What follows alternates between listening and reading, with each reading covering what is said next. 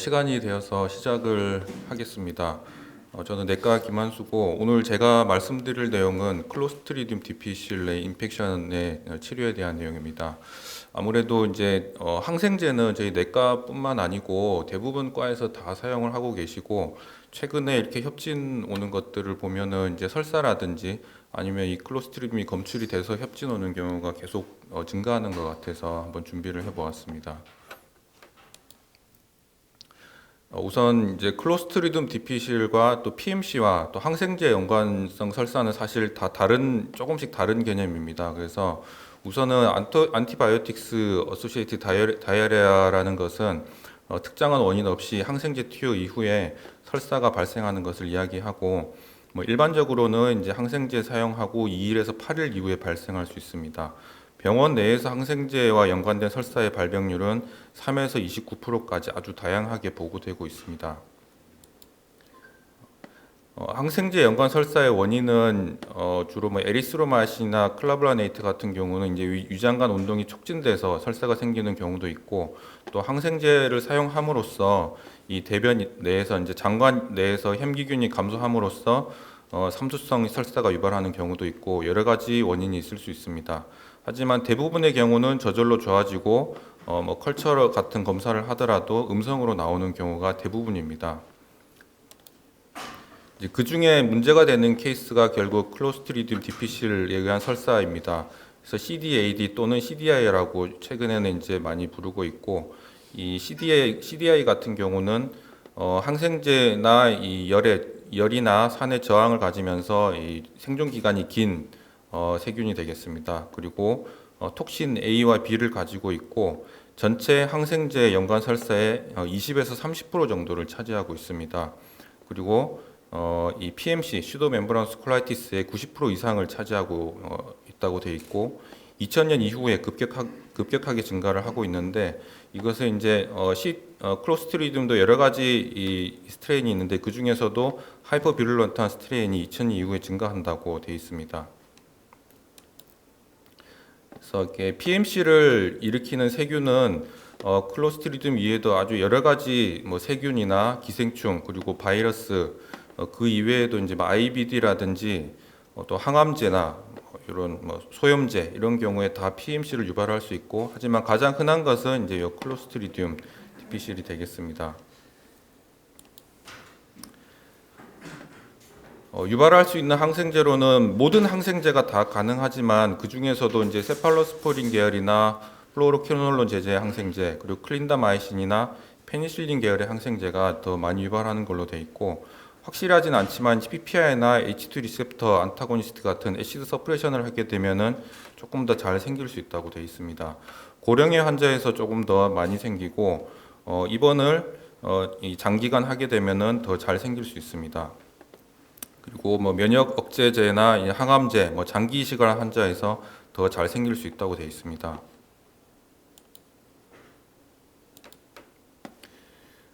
진단을 위해서는 최근에 항생제 사용 병력이 반드시 필요하고, 또 이 CDI 이외에 다른 그 원인을 제외를 해야 됩니다. 그리고 피 검사에서는 WBC나 CRP가 증가돼 있고 CT를 찍을 수 있지만 이것은 이제 주로 콜라이티스 쪽으로 나오게 되고 꼭 PMC나 CDI의 특이적인 검사는 아니겠습니다. 내시경을 이제 하면은 빨리 진단을 할 수 있는데 사실 최근에는 또 대변 검사가 빨리 나오기 때문에 특별한 경우에서는 사실 안 하는 경우도 많이 있습니다. 주로 이제 슈도 멤브레인이라고 해서 멀티플한 화이트 옐로이시 이제 플라크, 패치 이런 것들이 보이는 경우가 많고, 하지만은 이제 음성인 경우도 많이 있습니다. 단순한 에데마나 에리세마 정도만 보이는 경우도 많이 있습니다. 그리고 티슈나 스툴 컬처 같은 경우가 도움이 되는 경우도 있지만 컬처는 실제로는 이제 위 양성도 많이 있습니다. 흔하게 보이는 시그모이드 스코피 소견입니다. 마일드한 경우에는 이렇게 하얀 이 패치 같은 것들이 이렇게 보이기도 하고, 점점 심해지면서 아주 심한 경우에는 완전히 패치로만 덮여 있기도 하고, 이런 경우에 이제 네크로시스까지 동반되는 경우도 있습니다. 증상이 없는 환자에서는 검사를 해서는 안 되고, 적어도 원인 미상이 새로 발생한 3회 이상의 이제 이 물음변이 있는 경우에서 검사를 진행을 해야 되겠습니다. 그리고 여러 가지 검사가 있지만은 이제 톡신 테스트만 하는 것보다는 PCR이나 GDH 같은 검사를 같이 하는 것을 권유하고 있습니다. 왜냐면은 이제 이 컬처라든지 여기 GDH, 그다음에 이게 PCR이나 여기 이제 이 엔자임 이뮤노 에세이, 톡신 AB가 다 우리 병원에서도 가능한데 이제 민감도나 특이도는 아주 높지만은 이 포지티브 프레딕티브 밸류가 생각보다 높지 않습니다. 그래서 이 포지티브 프레딕티브 밸류가 낮다는 것은 이제 위 양성이 높다는 것을 의미하고요. 그 다음에 이제 컬처 같은 경우는 아예 이 PPV가 없습니다. 그리고 이 콜로나이제이션과 액티브 인펙션 감별이 이 GDH나 PCR이 이제 감별이 어렵기 때문에 적어도 두 가지 이상의 검사를 같이 하는 것이 이제 진단에 도움이 되겠습니다. 확인을 해보니까 이제 우리 병원에서 가능한 검사들이 이제 이렇게 있는데요. 컬처가 있고 톡신 A, B와 이제 GDH가 같이 이렇게 돼 있는 검사가 있고 또 PCR이 있고 급성설사 원인균 검사가 이제 따로 있는데 여기 보면은 이 클로스트리디움 항목이 있습니다. 근데 요거는 이제 보니까 톡신 B에 대한 PCR이 여기 들어가 있는 것 같습니다. 그래서 저 같은 경우는 이제 나머지 세 개는 또 외주 검사고 요 검사가 이 거의 당일이나 다음 날 빨리 나오기 때문에 요거를 주로 검사를 하시면 될 것 같습니다. 그래서 요 톡신과 GDH가 같이 있는 이 검사를 하시면 될 것 같고 이 필요하면은 여기에다가 PCR 정도를 더 하시면 좋을 것 같습니다. 진단이 되면 격리를 해야 되고 이 독립된 화장실이 있는 개인 병실에 격리를 해야 되고 의료인들은 이제 글러브와 가운을 원칙적으로는 착용을 해야 됩니다. 그리고 설사가 좋아지고 나서 적어도 48시간까지는 격리를 해야 되고 그 이후에 격리 해제가 가능하겠습니다. 임상적으로 의심이 되면은 치료를 바로 시작을 하는 것을 권유를 하고 이제 이 치료는 그 2021년도에 미국 쪽에 이제 감염이랑 소화기 쪽 가이드라인에서 나온 기준인데 여기서는 사실 피닥수마이신이라는 약을 처음에 제일 먼저 1번으로 쓰라고 돼 있고 그 다음에 이제 경구 반코마이신과 경구 메트로니다졸을 쓰라고 돼 있습니다. 그래서 메트로니다졸은 사실 최근에는 거의 초치료로 거의 쓰지는 않는데요. 주로 이런 위에 있는 약을 쓰지 못하는 경우나 WBC가 15,000 미만이거나 크레아틴이 1.5 미만인 아주 경한 경우에서만 사용을 하라고 되어 있습니다. 재발했을 경우에는 크게 다르지는 않습니다. 요 피닥수마이신 약을 쓰거나 아니면 이제 반코마이신 경구약을 이 테이퍼링 하는 요법으로 하루 4번에서 2번, 1번, 그 다음에 2, 3일에 한 번씩 2주에서 8주까지 천천히 감량하는 것을 권유하고 있고 그 이외에도 만약에 메트로니다졸을 이제 첫 번째 에피소드에서 사용하지 않았다면은 사용을 해볼 수 있다고 돼 있고 이것도 이제 베질로톡수맙이라는 약도 미국 쪽에서는 많이 사용을 하고 있는 것 같은데 이것도 이제 사용을 하고 있다고 돼 있습니다.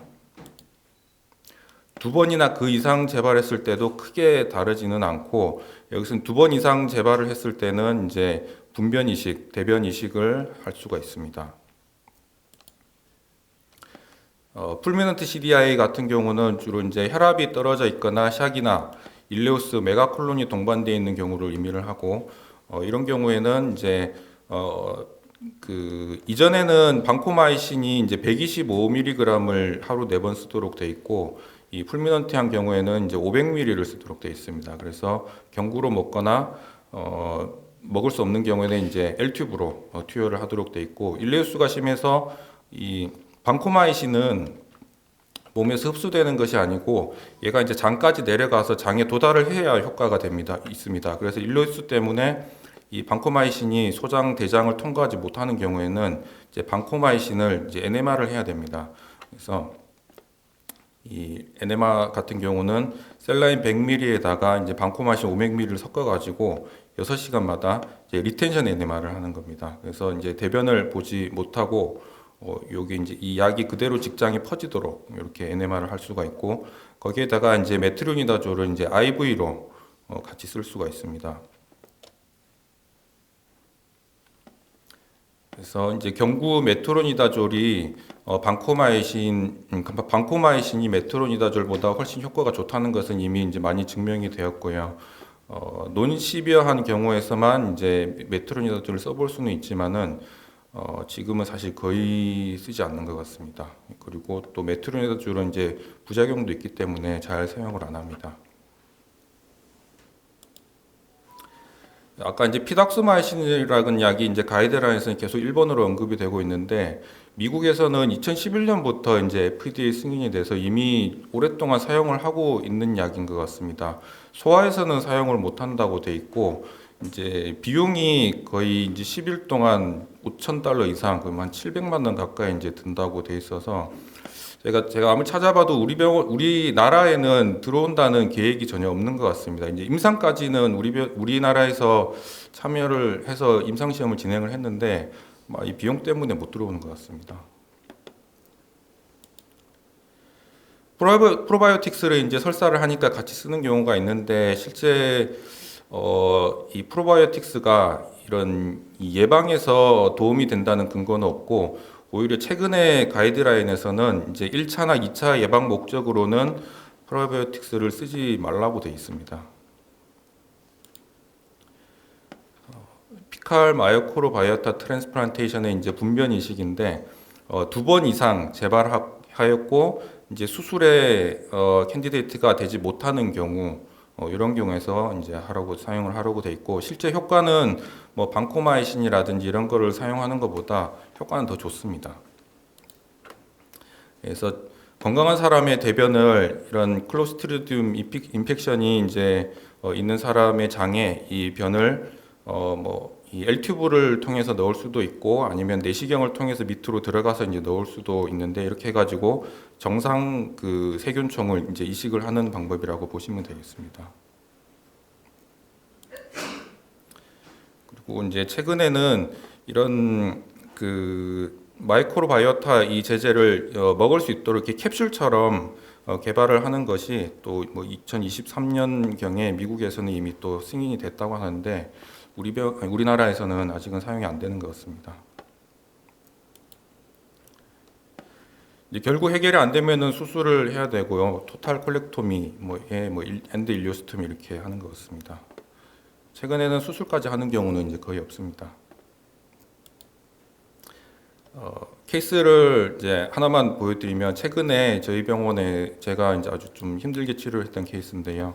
50대 여자 환자분이시고 원래는 이제 섬유근통 파이브로마이알지아 때문에 뭐 마약성 진통제를 다량으로 투약하고 계시고 또 뭐 강직성 척추형 때문에 그 인플릭시맵을 이 대학병원 쪽에서 사용을 했다고 합니다. 그리고 일주일 전에 이 눈 주의 염증으로 다른 병원에서 항생제를 사용했고 이후에 이제 설사랑 복통, 발열이 있어서 대학병원 쪽으로 갔고 처음에는 이제 뭐 혈압도 낮고 하트레이트도 빠르고 열도 심하게 나서 이제 샥 스테이트로 입원을 했습니다. 그래서 이거는 이제 대학 쪽에서 찍었던 CT고 이 콜론이 부종이 매우 심한 거를 이제 볼 수가 있고요. 그래서 내시경을 했는데 아주 전형적인 PMC 소견이었습니다. 그래서 대학병원 쪽에 처음에는 이제 중환자실에 입원을 해서 뭐 매시브하게 하이드레이션을 하고 피오로 방코마이신과 IV 메트로니다졸을 쓰고 혈압이 좋아졌습니다. 그리고 더 치료를 해야 되는데 이제 보호자분께서 대학병원 쪽이 뭐 마음에 안 드셨는지 저희 쪽에 오고 싶다고 해가지고 오셨습니다. 근데 저희 병원에 왔을 때도 사실 혈압만 괜찮았지 설사를 계속 하고 있고 열도 계속 나고 심장 박동수도 빨랐습니다. 그래서 일단은 식사를 조금씩 시작하면서 일주일 동안 더 방코마이신과 IV 메트로니다졸을 사용하고 여기에다가 이제 타조박신 그 브로드 스펙트럼 안티바이오틱스도 같이 사용을 했습니다.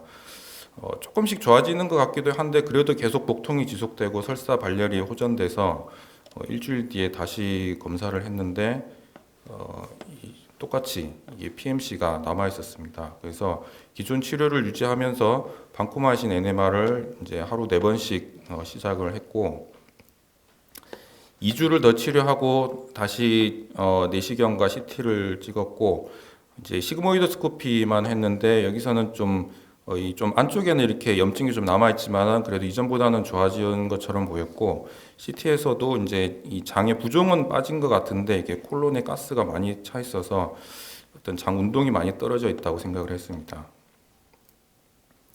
그리고 한 3일 정도 이 엑스레이를 이제 매일 찍었는데 이렇게 콜론 쪽에 가스가 빠지지 않고 계속 늘어나면서 이제 복부 팽만도 이제 심해지는 양상이고 해서 디컴프레션과 확인을 같이 할 목적으로 다시 시그모이드 스코피를 봤는데 시그모이드 콜론까지는 괜찮은데 좀 억지로 더 들어가 보니까 그 염증이 있으면서 거의 여기 이제 디센딩 콜론 쪽까지는 들어가면 여기 이렇게 이 패치들이 남아 있었습니다. 그래서 이분은 이제 이 먹는 것과 관장을 같이 했지만은 이게 방코마이신이 효과적으로 도달되지 않는다고 보고 거의 이때가 한 3주 정도 치료를 했을 때였는데 그래도 환자분 증상이 저희가 만족할 만큼 좋아지지 않았기 때문에 이 난치성 리프렉토리 CDI로 보고